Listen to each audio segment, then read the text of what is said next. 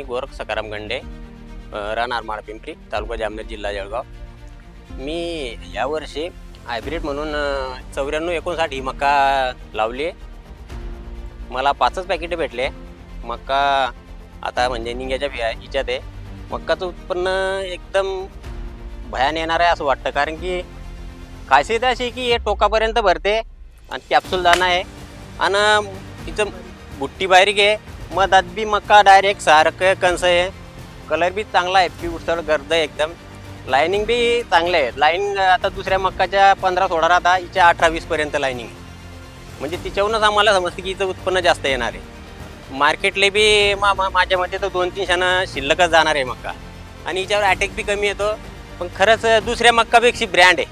पुढच्या वर्षी तर जेवढी मक्का मी शेतात लावणार तेवढी हेच लावणार आणि शेतकऱ्यांनी हेच मक्का लावायला पाहिजे. त्यांना जर उत्पन्न घेणं असलं तर खरंच मी बी एक शेतकरी म्हणून सांगतोय, हे मक्का लावलीच गेली पाहिजे.